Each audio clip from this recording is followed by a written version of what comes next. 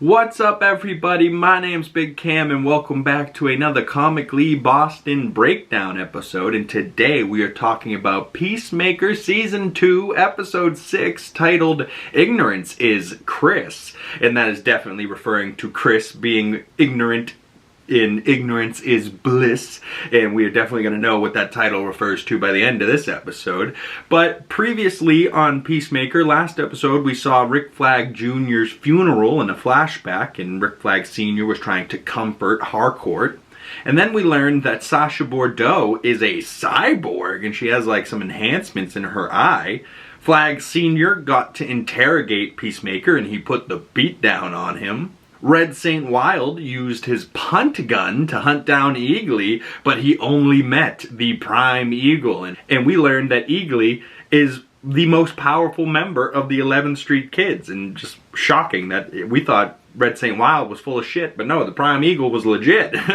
But then Peacemaker finally made the decision to go to the other universe with EAGLY and abandon this universe, so our 11th Street Kids decide that they're going after Chris to bring him back. And at the end of last episode, we saw our Peacemaker with his dad and brother in the top trio were on the news for defeating the kaiju from Superman, and we cut to the credits right as Peacemaker was about to run up and kiss Harcourt and have this lovey-dovey moment, and they cut to black right before they would show it to us. But we open this episode with the top trio still covered in kaiju guts, and they're at like some diner, and they're out to dinner with Harcourt when some kids ask for a picture, and Blue Dragon's like, I'll take a selfie, Blue Dragon loves selfies.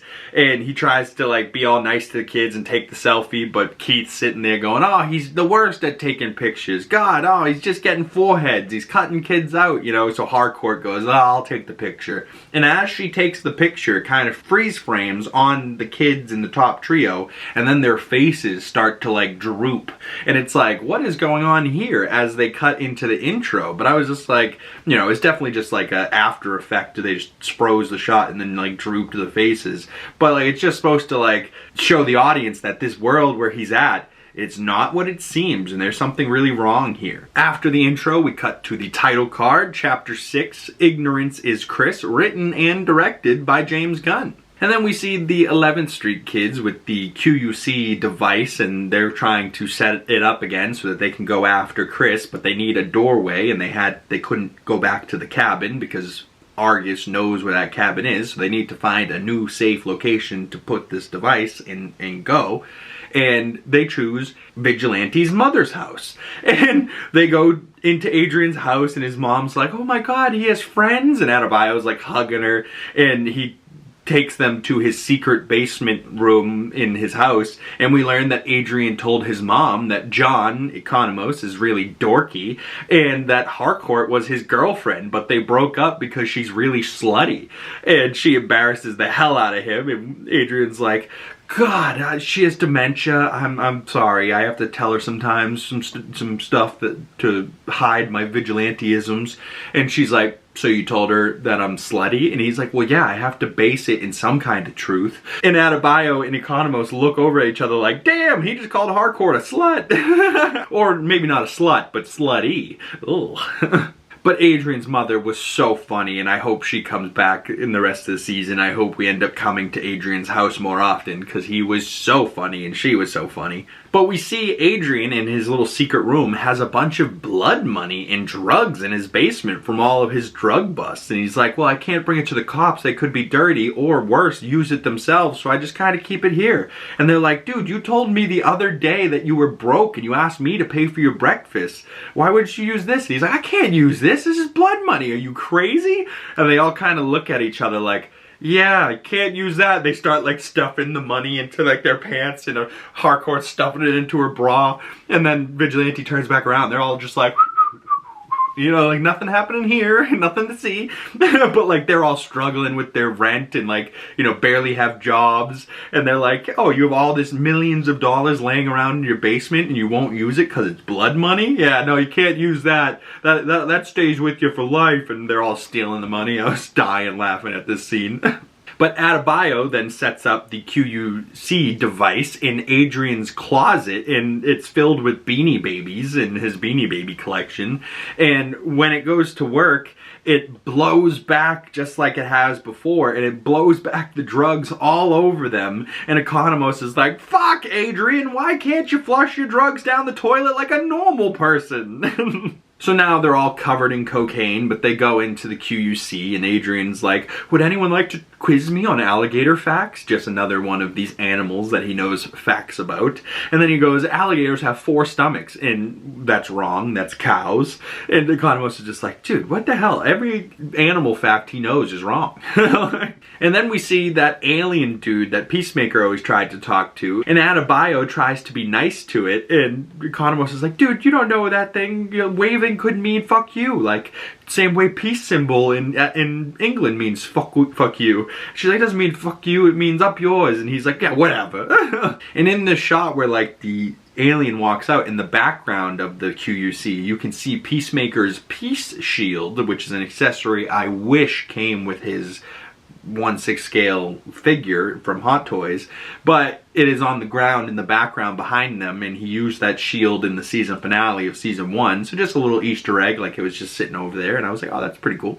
But our 11th Street kids are like, how do we find him? And ADEBYO says that there's a door that looks just like his, and we have to find that in the other Peacemaker helmet. So they go off to find the Peacemaker 2's door. And then we cut over to Flag at the Argus building, and Fleury comes into his office and tells him, in addition to losing Peacemaker, ECONOMOS and HARCOURT are both MIA, and Judo Master also hasn't made any contact. So he's like, fuck!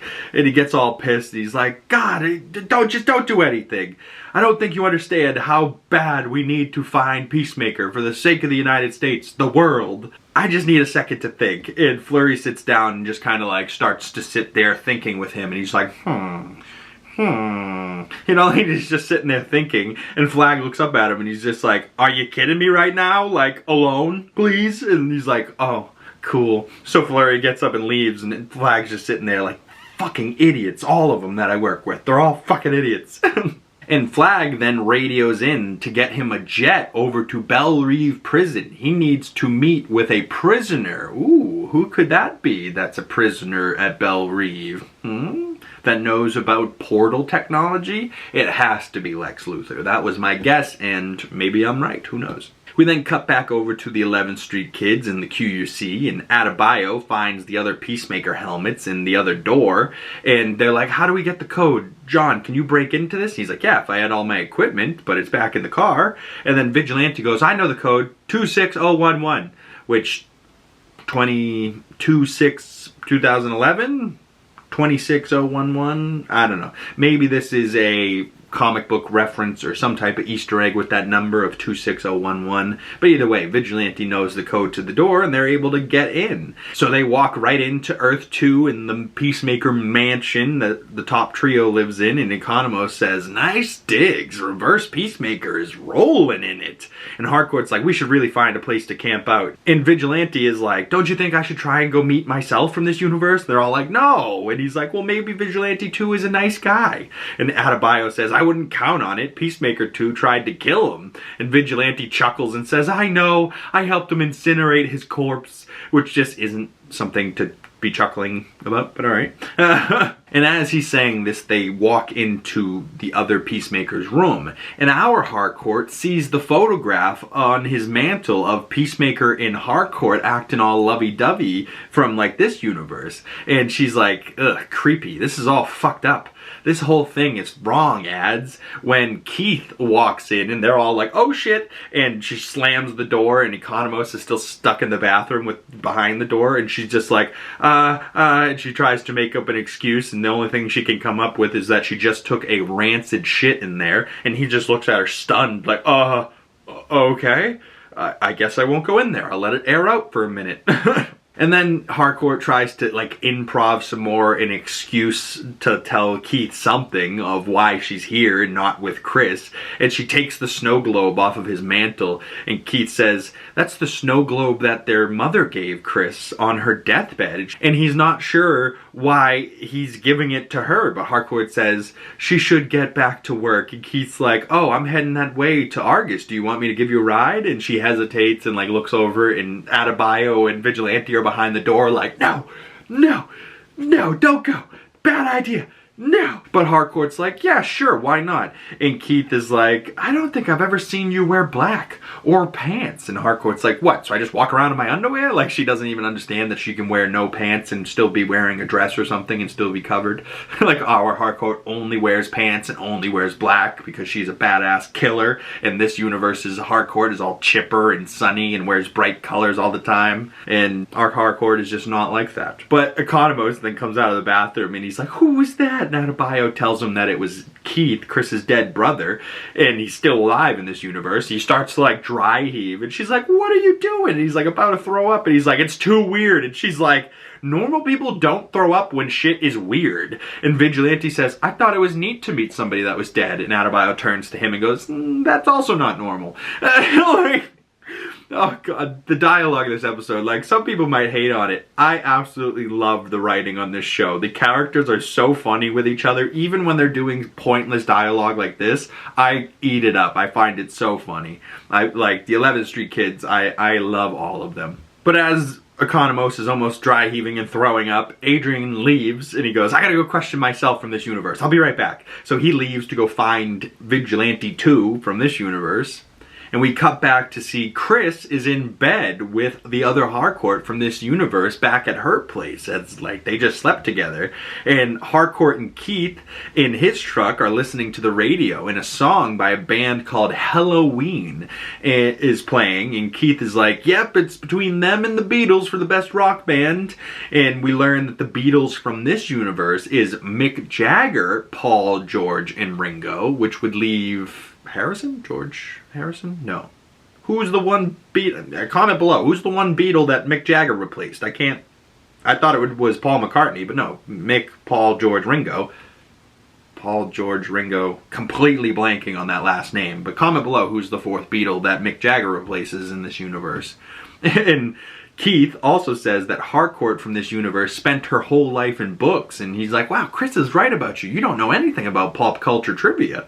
And she's like, uh-huh, yeah, spent my whole life reading books. And she's like, something's weird here. But we then cut back over to the Harcourt from this universe, and she's in the shower, and Chris goes, hey, I gotta go down to Argus to fill out some of that kaiju paperwork with Keith. Do you want me to wait for you? And she goes, no, you go ahead without me. I gotta do some stuff around here first. And then as she says this, Chris is like shaving in the mirror, and he like locks eyes with himself in the mirror, and it's almost like this look of like weird haunting shot, but it's like almost this look of he's giving himself this look of disgust, or like that he doesn't even recognize himself anymore. You know what I mean? Like, oh, it was a good shot, but it was real quick, so I was like, I wonder if that's important or not. Like, just him quickly, like, catching a glance at himself in the mirror in this other universe, sleeping with this other Harcourt. And he's like, I don't know if this is me or not, but, like, it feels like I'm this Peacemaker from this universe, but I'm also, like, not. So, you know, he's like, am I an imposter? Maybe he's got, like, some imposter syndrome looking at himself in the mirror. I just thought it was an interesting shot there. But we cut over to Vigilante trying to find himself from Earth 2, and a car drives by, so he's like, I need to get in cover, and he dives into a bush, absolutely destroying the bush.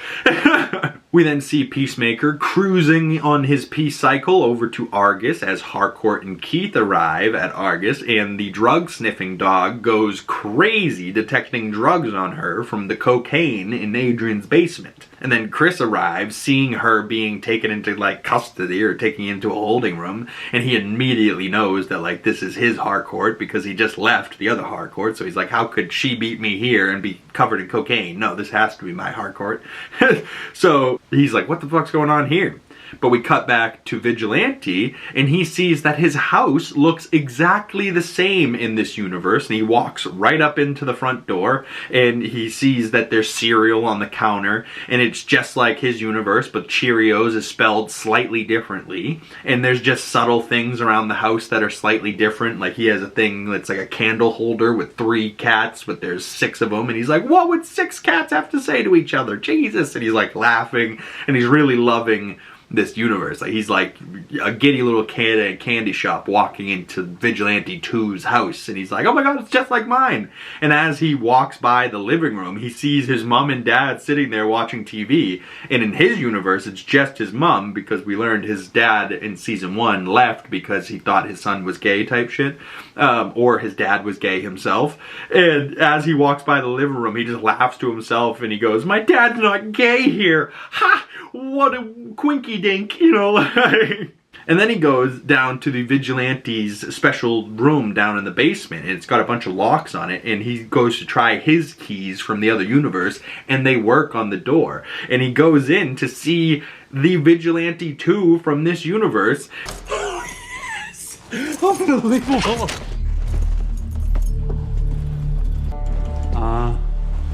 Hello? What the fuck? Who are you? Why are you here? Oh, dude, hold on, dude. It's me! I'm you from another dimension. My keys work to get in here. Are you fucking kidding me? No! Holy shit! Hey! Oh, we Spider-Man meme! Hey! He like pulls a gun on him. He's like, who the fuck are you? And he's like, dude, I'm you from another universe. My keys worked on the door. And he's like, you're kidding. And they immediately become boys. And they do the Spider-Man meme. They say the word Spider-Man. So Spider-Man in the Spider-Man meme is now canon in the DCU, which is hilarious. ADEBYO and ECONOMOS walking through Peacemaker 2's house, they find EAGLY in the kitchen making an absolute mess and trying to, you know, rip open some bologna, and she opens it up for him and there's just a mess everywhere. And she's like, we gotta clean this up. ECONOMOS was like, what? We're traveling between universes to clean? And EAGLY just kind of squawks at him angrily, and John's like, oh shit. So they have to start cleaning up EAGLY's mess. We then cut over to Flag as he arrives at Belle Reve prison, and we see Lex Luthor, Nicholas Hoult, in a big cameo for this show, and also just huge for the DCU that, like, the main villain in Superman is now in an episode of Peacemaker, like, for no reason. Didn't need to be, but just really cool that they gave him this dope scene anyways. And we see that Lex has a cane and a limp from when Crypto attacked him.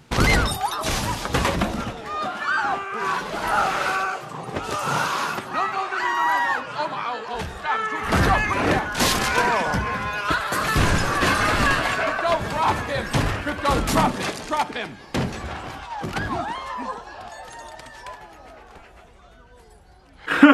So Crypto ripping apart Lex there, we saw with like a sling in the ending of Superman, but he's now got a cane, so he's got some type of walking issue because of Crypto, which is hilarious. And then Lex sits down and says to Flag that he has to listen to a bear-sized man with dragon skin butt-fucking a glowing twink with cartoon eyes in the cell beside him every night. And I was like, Jesus, graphic, but who could Lex be talking about? You know, we don't know too many people at Belle Reve prison, but we do know our creature commandos are there. So glowing twink with cartoon eyes? Maybe Dr. Phosphorus is the only glowing twink I could think of, but bear-sized man with dragon skin butt fucking him? I certainly hope that's not the case for Dr. Phosphorus, but hey, he could be.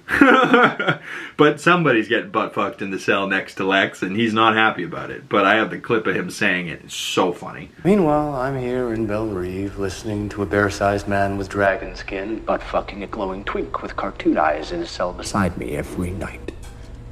And Flag's like, ooh, that's tough, but you know Nicholas Hoult had so much fun being on a rated R TV show, right? Like, he probably could have dropped all the F-bombs in the world in Superman, but at the end of the day, that's still a PG-13, PG-esque movie where it's made for kids. This, on the other hand, is not. And this is a rated R TV show. And he is very much so able to say whatever the fuck he wants. And he does. And you know he had a blast doing it. But Lex says to Flag, let's not waste each other's time here. What do you actually want? And Flag says, I don't even know if you can get me what I'm looking for. And he's like, by all means, just say it. And he goes, have you heard of Peacemaker? And Lex Luthor goes, meta? Meaning, you know, meta-human like Superman? But Flag says, no, a costumed vigilante. And Lex is like, who gives a shit? Being goofy is not a threat.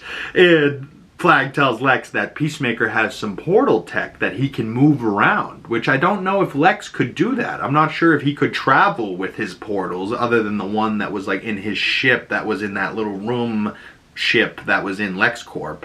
But like other than that, they were at like little tent locations and other locations. They didn't seem like they were traveling rooms. But either way, the devices that Lex were using didn't seem to be operating very functionally, and they were like ripping holes in reality, where it looks like Peacemaker's device, even though they didn't make it, it's in his possession, but like the QUC seems to be much, you know, better technology, where it doesn't seem like it's going to have a risk of ripping reality in half at any moment. You know what I mean? But, you know, telling Lex about Peacemaker having this technology might be of very much so interest to Lex Luthor. And Lex says, if I had a device that could locate such a device that you're talking about, would that be of use to you? And Flag's like, yes, very much so. And he goes, enough to get my freedom? And he's like, not a damn chance. So, what can the government offer me for this clown? And Flag says, a shot at redemption. And Lex says, I'm listening. And so Flag and Lex make some type of deal here. Ooh, what's going on? But I have a clip of the whole scene of them in the prison here, and I really just loved this whole conversation.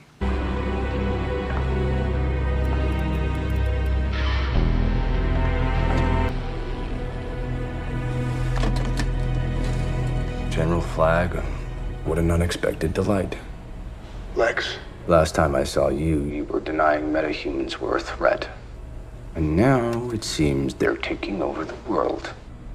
Sort of, yeah. Yeah, the Justice Gang and Superman determining international politics. I did everything I could to eradicate the metahuman blight, and now I'm enshrouded in it for the next 265 years. What if I can get you transferred to another prison? What kind of other prison? One with no metahumans. I see you need my help, and you're here to barter. Well, if you're willing to start with an offer of choice, there's Surroundings, and where you end will undoubtedly be significantly better. So why don't you just start with your final offer and not waste either of our times? You won't be able to outmaneuver me in negotiations, General. I don't even know if you can give me what I need, Lex. Then by all means, what is it you're looking for? You heard of Peacemaker? Meta? No. Just a costume vigilante. And who gives a shit? Being doofy is no threat. But he's in possession of some kind of dimensional portal. He's able to move it around. Keeps popping in and out of the MEADOWS radar. Huh. I need to find it. Why? Well, for one thing, I don't need another rift tearing apart half the city. Oh, that hurts. But I have another idea. One which could be beneficial for all of us. So, if I had a scanner, say, that could pinpoint the location of that portal, that would be of use? Yes, it would. Enough to give me my freedom? Not a fucking chance. Not gonna happen, Lex. Then what could I get? What is the United States government willing to give me to stop this clown? An opportunity for redemption. I'm listening.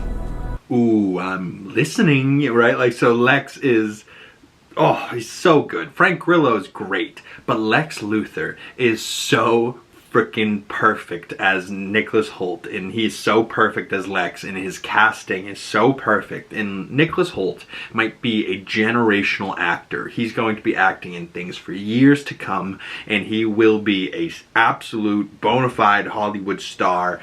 If he's not already, in multiple years to come, you will see this guy's name in the lights, and you will see him starring in many a film. This kid is great, and I can't wait just to see him as Lex Luthor in James Gunn's DCU, because you know he's going to be a huge character going forward, and he's just so cool that he's willing to do Peacemaker Season 2.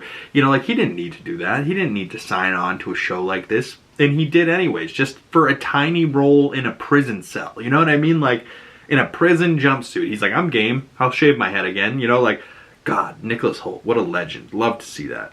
And that was just such a good scene. I had to pull it. But we cut over to Harcourt in a holding cell at Argus, and she's, you know, was covered in cocaine, so they're holding her. And Peacemaker comes to see her, and Peacemaker yells at her, what the fuck are you doing here? And she's like, what the fuck are you doing here? And he's like, I wrote a note to explain all this. And she's like, that note was bullshit. And he's like, that note was heartfelt. And he's like, I fucking forgave you for double-crossing me. And she's like, I didn't double-cross you. I saved your life. There was a cyborg that was gonna shoot you in the head, and you should have fucking known that. You should know that I would never have done something like that to you. And he's like, geez, I'm sorry. And they kind of blew up at each other for a moment, but they actually successfully have a conversation about their feelings for at least a moment. And then Peacemaker asks her, why are you covered in cocaine? And she's like, because Vigilante is a moron and he has Al Capone's vault in his basement. But then Chris asks her, why are you here? And Harcourt says, we are all here, Chris, to get you to come back. And he's kind of like, what? You guys came for me? And then Chris brings up the boat again, and she kind of ignores the question. And he's like, you never even told me about you and Rick Flag Jr. So what, you guys had a thing? And Harcourt's like, he was my friend, and he had a girlfriend, but I guess we had a thing, yeah, as mortifying as it is to say. And Chris just kind of sits back like, oh, the whole time I was trying to get close to somebody whose boyfriend I killed? And she's like, he wasn't my boyfriend. He's like, yeah, whatever. And she's like, I didn't hide it. I made my disdain for you pretty clear from the start, but that changed, of course. And Chris says, I know you don't hate me. And she goes, I know you don't. But Chris says, I'm in love with you, Emilia. And she says, yeah, I know that too. And he says, yeah, I figured, but can we at least talk about that then? Do you have feelings for me or not? And she gets up all angry again, you know, like they'd calmed down and now she's angry all over again. And Harcourt says, so what? You're gonna come back if I do and you're gonna stay if I don't? And he's like, see, you keep talking around it. And she just kind of snaps and almost breaks down into tears. And she's like, Chris, I'm a fucking nightmare. And Chris says, I don't care that you're a nightmare. And she says, I do, okay? I don't have access to my feelings like you do. And she says, Chris, you were right. I do go out to bars and get in fights just to feel something. And he says, I know. And I still love you. And she kind of like just tears up even more, but she's like fighting back the tears because our Harcourt doesn't cry. And she says, are you coming back or not? He says, I can't. And she's like, yes, you can. And Chris is like, my dad, my brother. And I like the other you. She's not you, but she's nice. And I can't just run out on these people. And she's like, motherfucker, you ran out on us first. You know, like, and she's like, oh, this is fucking bullshit. When a Argus guard comes in and says her blood is tested negative for drugs, so she's cleared to go. So they walk out. And we cut back over to Flag walking out of his meeting with Lex Luthor. And Sacha Bordeaux is sitting there waiting for him, looking amazing in a leather jacket. And we learn that Lex did give Flag what he needed, and apparently this was a device that could track Peacemaker. And Sasha goes, what'd you give in exchange? And Flag says that they are going to transfer him to Van Null. What is Van Null? Is that, I'm guessing it's Van Null prison or something? But Van Null I've never heard of in the DC comics as a prison. I've heard of Belle Reve, I've heard of Arkham, I've heard of, I'm sure there's another one, but Van Null? Comment below if you know anything from the comics about Van Null. Either way, that's where Lex is heading in the future. And then she goes, and anything else? And he goes, not much. What did he mean by not much else? And other than that, we are now partners with Lex Luthor. And she's like, okay. But I also loved in this moment Sacha Bordeaux's outfit in just a leather jacket and shit. And like Sol Rodriguez doing a photo shoot in this jacket in her trailer. God, I love Sol Rodriguez so much. I'm so in love with her. Every time I see her in this show, I'm like, God, so beautiful. I'm obsessed. What can I say? I love beautiful things and they draw my attention, and she has drawn my attention.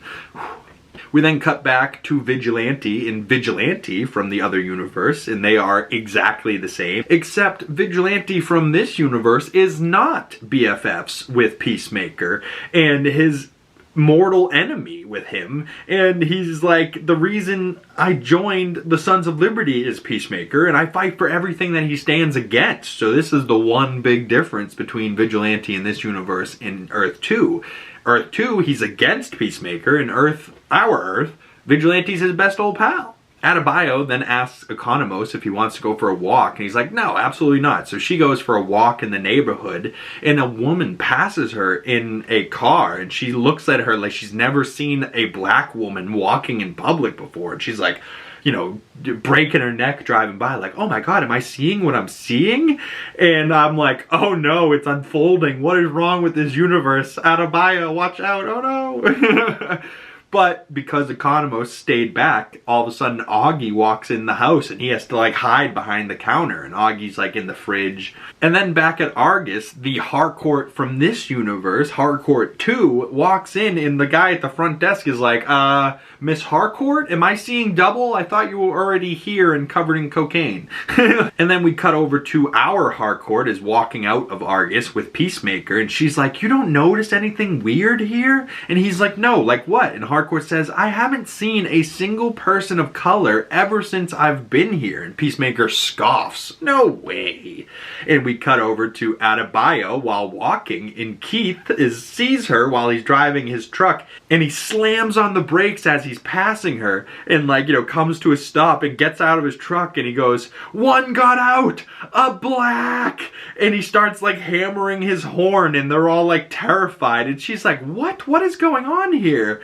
And he's like with the horn signaling all of the citizens in this neighborhood to start running out of their houses to stop her, and she starts running like, what the fuck is going on here? And then Chris, back at the Argus office, walks by a rolled up American flag, which has so perfectly been in the background of every single one of these episodes. Anytime we're in Argus, the American flag on the desks are just rolled up ever so perfectly, so you can't see what's actually on the flag. And Peacemaker walks over and unfolds it and sees that the Nazi symbol is on this flag instead of the 50 stars.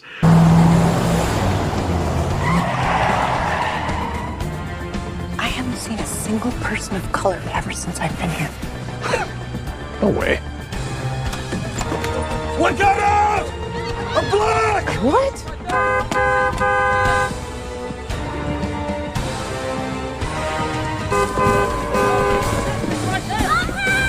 got her! What the fuck?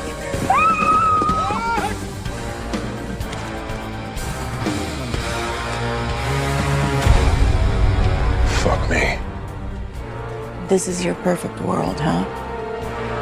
So this is like the Nazi universe where the Nazis won and took over the United States or something like that, and Chris is a Nazi and the top trio are Nazis or something like that. I don't know, but he's sitting there like, fuck me, and HARCOURT looks at him like, this is your perfect world, huh? And he's like, maybe not. But ECONOMOS is trying to sneak away, and Augie hears him, and he throws a soda can at his face and then stabs a knife through his hand. And he's like, my fucking hand, bro! And Augie is looking at him like, who are you? And John tells him everything. My name's John ECONOMOS, I'm from another universe, and that we're here for our friend Peacemaker, and that Peacemaker is his son, but not his son, and he killed his actual son. He's like, oh fuck, I'm saying way too much, oh fuck! So Augie's now, you know, learning the truth about this Chris, and then the EMILIA HARCOURT from this universe goes, guards, arrest that woman, that isn't me! And, you know, Peacemaker and HARCOURT are standing there in Argus with now a bunch of Argus agents looking to arrest his HARCOURT, so he's gonna have to bust her out of there, or at least fight their way out of there. And we cut back to ADEBYO running for it with an angry mob chasing after her, as it cuts to credits as Presence of Mind by Dynasty plays. And I was like, that's the end of the episode? ADEBYO just running as this angry mob is running behind her, and she's just like, ah! You know, like, holy shit. And then the post-credit scene of this episode, we get a different cut of the scene where Keith sees HARCOURT in Peacemaker's room, and Keith says, our mother gave Chris that snow globe on her deathbed. And HARCOURT says, yeah, she was a nice lady and she was so nice to me. We had great connection, she and I. And Keith is like, she passed away when he was 2. So this is also maybe our Peacemaker from our universe. We've never seen the mom, so maybe that's the same thing. Maybe their mom passed away when they were 2, very young. And ADEBYO and Vigilante hear him go like, they passed away when they were 2, and HARCOURT's, you know, like caught in her lie type shit. And they're sitting there like, oh my god, what an awful response. But she doubles down on it. She's like, yeah, we talk to her sometimes. And he's like, in the afterlife? And she's like, yes, she's a ghost.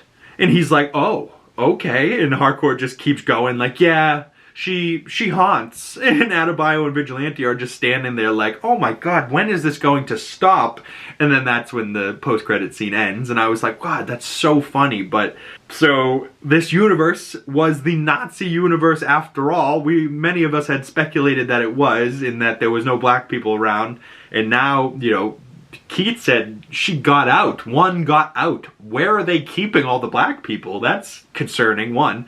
I thought maybe they just killed all of them. That would be at least better to me than just, like, keeping them somewhere. That's worse. What are you keeping them for?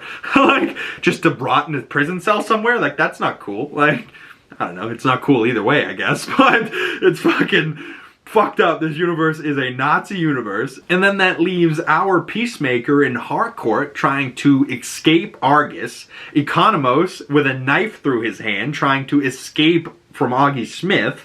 Vigilante is with the Vigilante 2, who is not best friends with Peacemakers, so maybe he kills his own self and then goes back to the 11th Street Kids like, that guy was fucked up, we gotta go. You know, like, I don't know. But we didn't see Judo Master this episode, so he's probably somewhere in the QUC closet figuring out what that is. And we haven't seen Rick Flag Jr. from Earth 2 either since that one episode where he showed up. So will he return this season? Comment these questions down below, or if you have any ideas or answers for these questions. And we learned that Rick Flag Sr. is working with Lex Luthor now, and ADEBYO is running for her life from an angry mob that is white and black hating, and she's just running for her life. And it's like, what the fuck? That's where they cut us off? I hope she's gonna be fine, but the trailer for next week, we see Augie telling Keith that there's something wrong about his brother, and then Argus has a guy from Lex Luthor next episode, and they don't show his face in the little trailer, but it's definitely the mustached guy with glasses that we saw in Superman that works with Lex, and he's going to be helping Flag next episode locate Peacemaker's device. And Peacemaker in HARCOURT will escape from Argus, and she looks very happy and content on the back of the peace cycle, holding on to Chris, resting her head on his back. That will be momentary though, because the Blue Dragon and his brother come to find them, and Augie says, why'd you come back here? And we see Vigilante shooting cops, calling them pigs, as they try to make it back to their universe through the QUC, and they look like maybe one or a couple of them is wounded, and HARCOURT's covered in blood, and she's on the ground shocked, like she doesn't understand what she's looking at, or maybe someone or something's coming after them as it cuts away. And I was like, oh my goodness, what an excellent episode. Not so great post-credit scene, but the trailer for next week has me so excited for episode 7. And with 2 weeks remaining in Peacemaker, I would love to hear your thoughts on this season so far. Have you been loving the cast? Have you been loving the additions of like Lex Luthor, Flag, Fleury, Sasha Bordeaux? Oh, my girl Sasha Bordeaux. I absolutely love Saul Rodriguez. And then the 11th Street Kids are still amazing, but James Gunn saying episode 6 and 8 were some of his favorite he's ever done. I wonder if that's just for the shock factor of all of a sudden it unfolds that this is a Nazi universe, but or maybe it was the Lex Luthor crossover of it all, but I don't know. Maybe it's just like the shock value, like I'm saying.